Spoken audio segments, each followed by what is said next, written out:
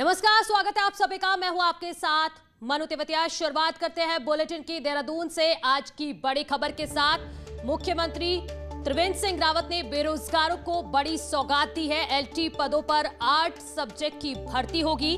Art के लिए BEd की अनिवार्यता को खत्म किया गया है। पहली बार कला विषय में बीएड जरूरी नहीं होगी। तो ये बड़ी खबर हम आपको बता रहे हैं। सीएम त्रिवेंद्र सिंह रावत ने बेरोजगारों के लिए बड़ा फैसला किया है।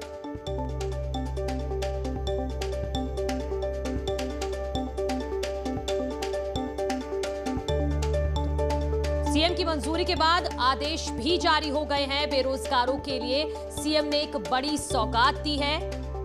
एलटी पदों पर 8 सब्जेक्ट की भर्ती होगी और इसके लिए बीएड की अनिवार्यता को खत्म किया गया है।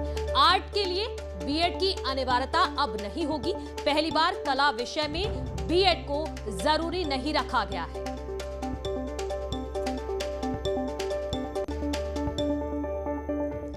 उत्तराखंड वन विभाग अगले महीने 10,000 भर्ती करने वाला है। ये खबर हम आपको बता रहे हैं। वन विभाग 10,000 भर्ती करेगा। 10,000 ग्राम प्रहरियों की नियुक्ति की जाएगी। मार्च के पहले हफ्ते में ही ये भर्ती प्रक्रिया शुरू हो जाएगी और कैंपा की समीक्षा बैठक में ये बड़ा फैसला लिया गया है। तो वन विभाग का एक बड़ा फैसला केंद्र सरकार की तरफ से इसके लिए फंड मिल गया है। वन विभाग 10,000 पदों पर भर्ती करेगा। 10,000 ग्राम प्रहरियों की नियुक्ति होगी। मार्च के पहले हफ्ते में ही इसकी शुरुआत होगी। वन विभाग का बड़ा फैसला हम आपको बता रहे हैं। में लगने वाली जब इस समर सीजन आएगा, जंगलों में आग लगेगी, उसको कैसे काबू करना है, ग्रामीण क्षेत्र के लोगों का सहयोग कैसे लेना है, इसको लेकर हम वॉलंटियर या ये कह सकते हैं इसको लेकर हम ऐसे लोगों की तैनाती करेंगे, उनको मान दे देंगे जो गांव के लोगों को इस मुद्दे पर सजग करेंगे, समय पे आग बुझाने के लिए जाएंगे।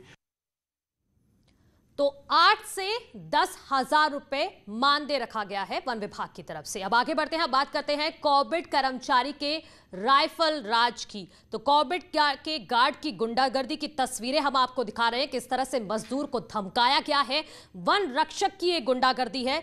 जमीन के विवाद में बंदूक तान दी गई है। रामनगर की ये तस्वीर है। कॉर्बेट का ये गार्ड है जो गुंडागर्दी करते हुए दिखाई दे रहा है। किसी ने ये वीडियो बना लिया है जो अब वायरल हो रहा है।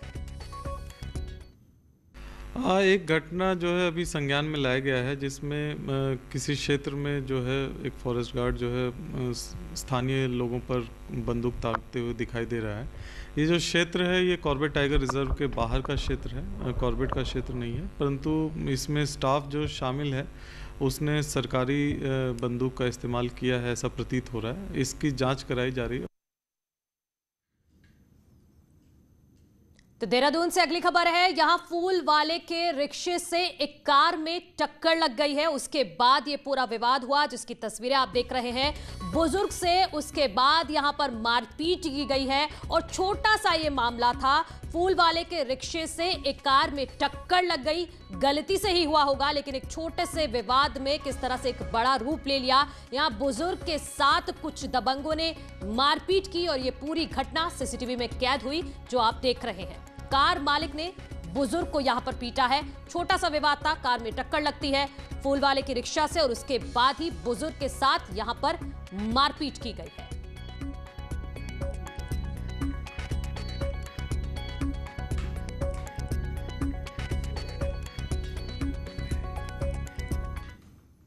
आगे बढ़ते हैं। सीएम त्रिवेंद्र सिंह रावत ने सल्ट विधानसभा में करोड़ों की योजनाओं का लोकार्पण किया है, शिलान्यास किया है। सल्ट विधानसभा को सीएम त्रिवेंद्र सिंह रावत की तरफ से आज ये सौगात दी गई है। वर्चुअली इसकी शुरुआत की गई। 33 करोड़ की योजनाओं का यहां पर शिलान्यास किया गया है, लोकार्पण किया गया है और 3 करोड़ की योजनाओं का शिलान्यास किया गया है। 33 करोड़ की योजनाओं का लोकार्पण किया गया है और सीएम ने इस दौरान कहा है कि सल्ट में जल्द ही विकास होगा, जो लगातार हो भी रहा है और योजनाओं की शुरुआत वर्चुअली तरीके से सीएम त्रिवेंद्र सिंह रावत ने यहां पर की है।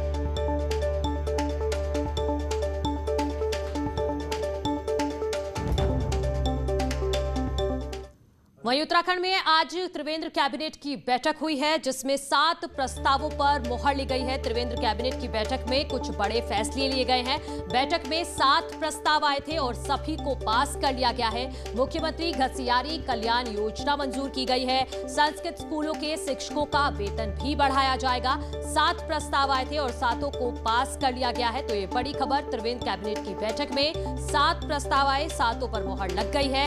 मुख्यमंत्री घसियारी योजना जो बेहद महत्वपूर्ण योजना है, इस पर भी मुहर लग गई है। 2 की जगह संस्कृत शिक्षकों को बढ़ा हुआ वेतन मिलेगा। मुख्यमंत्री घसियारी कल्याण योजना को मंजूरी मिल गई है। कैबिनेट से जिन 7 प्रस्तावों को मंजूरी मिली है वो हम आपको बता रहे हैं। जल जीवन मिशन में 2 पदों की मंजूरी दी गई है। पुलिस दूरसंचार सेवा नियमावली में फिलहाल संशोधन किया गया है और इसके अलावा 2 की जगह 10 साल के बाद अब प्रमोशन मिलेगा।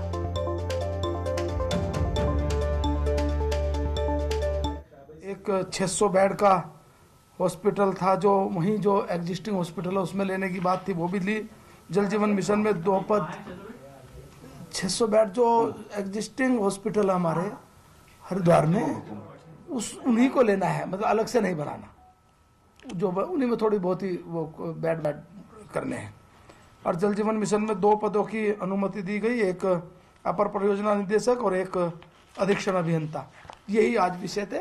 शाही स्नान तो होगा, 11 मार्च का भी शाही स्नान होगा। नोटिफिकेशन के संबंध में पहले ही कहा था कि भारत सरकार और वो थोड़ा कम वो रहे, तो इस कारण से जो लागू होंगी जो SOP है, तो उसके संबंध में अभी निर्णय हो जाएगा और निर्णय होकर जो भी तारीखें तय होंगी वे आपको बताएंगे। 11 मार्च को त्रिवेंद्र सरकार के 4 साल पूरे होने जा रहे हैं और इसको लेकर बीजेपी ने एक ग्रैंड शो की तैयारी की है। त्रिवेंद्र सरकार के 4 साल की कामयाबी का जश्न मनाने की तैयारी सरकार और संगठन दोनों कर रहे हैं। 18 मार्च को राजधानी देहरादून, सभी जिलों, सभी विधानसभा क्षेत्रों और ब्लॉक में बड़े शो की तैयारी है।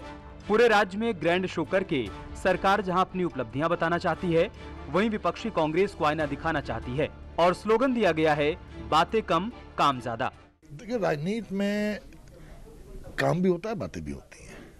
अगर आपने काम ही काम किया और बातें नहीं हुई तो आम आदमी को उनकी जानकारी कैसे मिल पाएगी?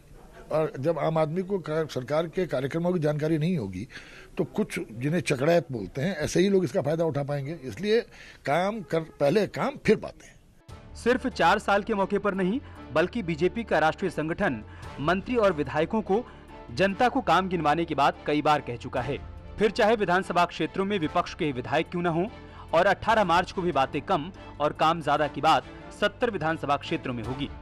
कि कोई प्रभाव होने वाला नहीं है। इसलिए प्रभाव नहीं होने वाला है कि ये समय समय पर इस तरीके के स्लोगन देते हैं और मैं तो खुली चुनौती देता हूं कि आइए ना, विकास के मुद्दे पर चुनाव लड़िए, आइए किसानों के मुद्दे पर चुनाव लड़िए, नौजवान साथियों के मुद्दे पर चुनाव लड़िए, महंगाई के परिप्रेक्ष्य में आपने जो कहा था उस मुद्दे पर आइए चुनाव लड़ते हैं, अर्थव्यवस्था पर चुनाव लड़ते हैं। लेकिन कभी आपने देखा, भाजपा हमेशा लोगों को दिग्भ्रमित करने का काम करती है।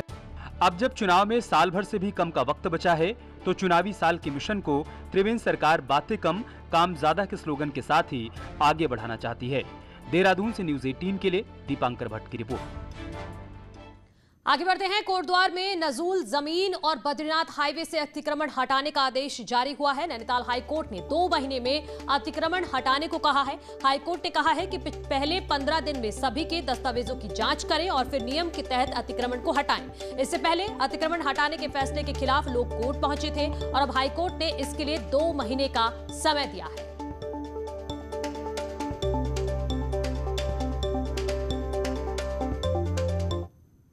कोविड वैक्सीनेशन टास्क फोर्स की आज मीटिंग हुई, जिसमें मुख्य सचिव ने हरिद्वार के डीएम को निर्देश दिए हैं। कुंभ में ड्यूटी देने वाले 100% लोगों का वैक्सीनेशन होना चाहिए।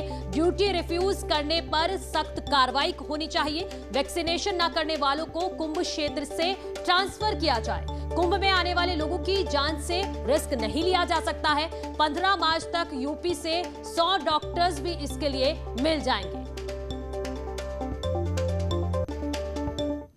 महाराष्ट्र में कोरोना का सेकंड स्ट्रेन बड़ा खतरा बनता जा रहा है और इसी को लेकर उत्तराखंड की चिंता भी बढ़ती जा रही है। मुख्य सचिव ओम प्रकाश का कहना है कि शासन अलर्ट है, लेकिन किसी भी तरह की पाबंदी पर केंद्र सरकार की अब तक कोई गाइडलाइन नहीं मिली है। वहीं जब तक केंद्र से कोई ऑर्डर नहीं आता तब तक कुंभ में कोई पाबंदी का प्लान नहीं है।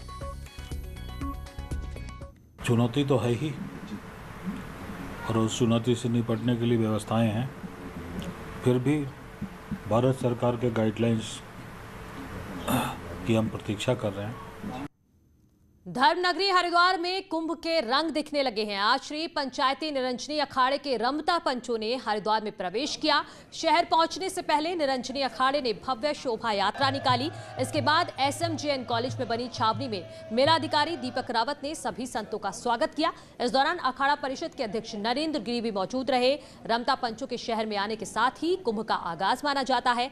रमता पंच वो संत होते हैं जो हमेशा सिर्फ भ्रमण ही करते रहते हैं, एक जगह नहीं रहते।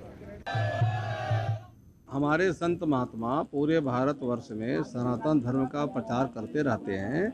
जब कुंभ मेला आता है तो वो वहाँ पे आते हैं और एक जगह एकत्रित होकर के फिर वहाँ से नगर प्रवेश करते हैं। आज वही प्रक्रिया हुई। निरंजनी अखाड़ा के रमता पंच इन्होंने प्रवेश किया है और आपका भव्य यहाँ पे स्वागत किया गया। एक तरीके से आप कह सकते हैं कि मेले की शुरुआत भी हो गई है।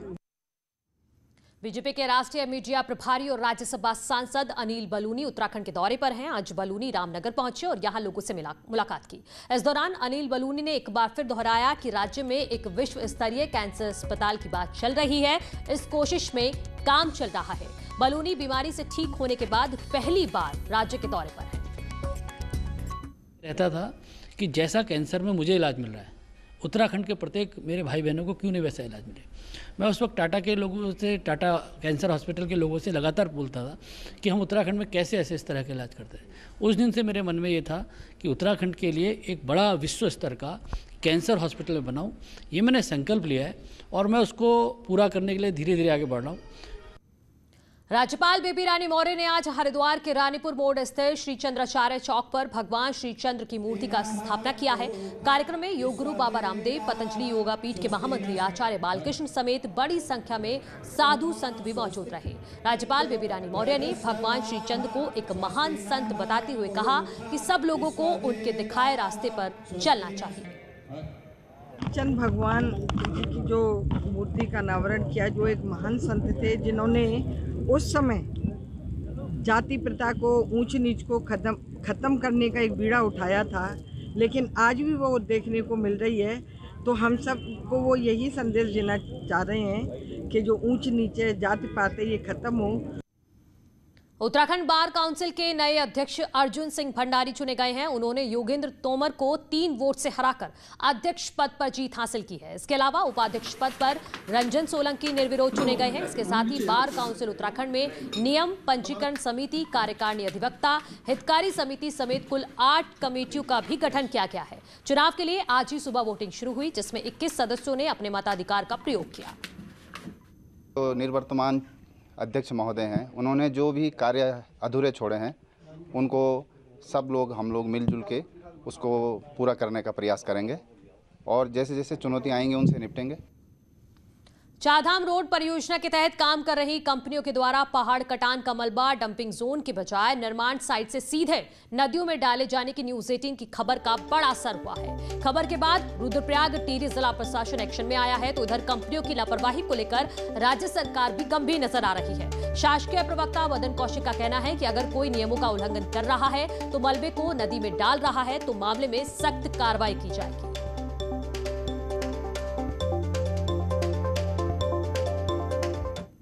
उधर रुद्रप्रयाग में आज एक बड़ा हादसा होने से बच गया। यहां पर रुद्रप्रयाग गौरीकुंड राष्ट्रीय राजमार्ग पर नेल के पास एक पहाड़ी टूटने से उसका मलबा वहां काम कर रही मैक्स पर जा गिरा, जिससे मैक्स सवार लोगों को हल्की चोटें भी आई हैं। मैक्स में 6 लोग सवार थे, जिसमें 2 छोटे बच्चे भी शामिल थे। घटनास्थल के ठीक नीचे गहरी खाई और मंदाकिनी नदी थी। फिलहाल घायलों को इलाज के लिए अस्पताल भेज दिया गया है। टनकपुर चंपावत हाईवे पर धौनासवाला के पास आज सुबह से ही पहाड़ी का मलबा सड़क पर गिर रहा है। यहां पिछले 5 महीने से रुक रुक कर मलबा गिर रहा है, जिसके चलते सफर करने वाले यात्रियों पर मलबा गिरने का खतरा बना रहता है। ऐसे में स्थानीय लोगों को भी परेशानी हो रही है।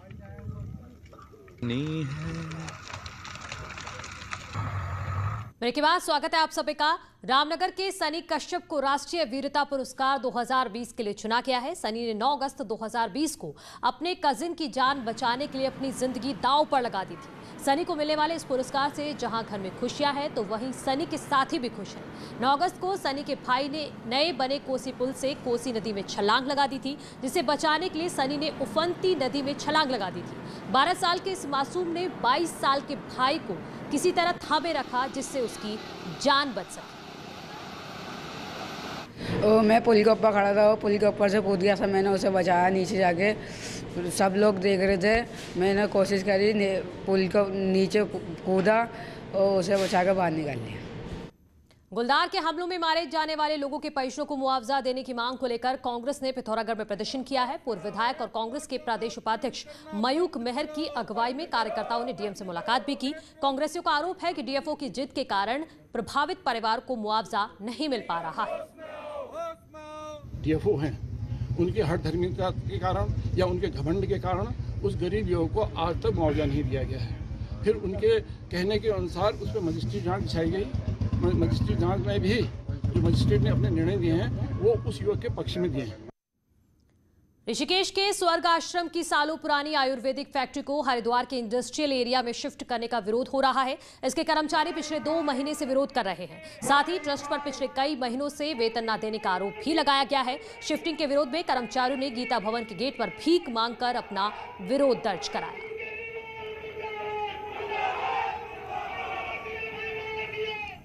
27 फरवरी से द इंडिया टॉय फेयर यानी खिलौना मेले की शुरुआत होगी। प्रधानमंत्री नरेंद्र मोदी इस मेले का उद्घाटन करने वाले हैं। खिलौना मेला 2 मार्च तक चलेगा। इस मेले का उद्घाटन वर्चुअली किया जाएगा, जिसमें शिक्षा मंत्री रमेश पोखरियाल निशंक, कपड़ा मंत्री स्मृति ईरानी और रेल मंत्री पीयूष गोयल भी मौजूद रहेंगे। खिलौना मेले में 30 राज्यों और केंद्र शासित प्रदेश के करीब 1000 से ज्यादा खिलौना कारोबारी अपने खिलौनों का प्रदर्शन करेंगे। पहली बार देश में खिलौना मेले का आयोजन किया गया है। आपको बता दें कि पीएम मोदी ने मेड इन इंडिया खिलौनों पर जोर दिया था और कहा था कि खिलौने बच्चों के मानसिक विकास में अहम भूमिका निभाते हैं।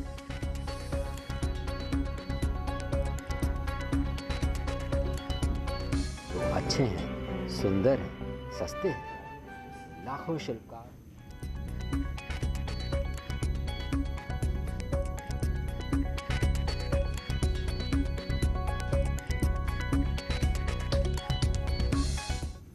फिलहाल मेरे साथ इस बुलेटिन में इतना ही। आगे मेरे सहयोगी अमित करेंगे महाबहस।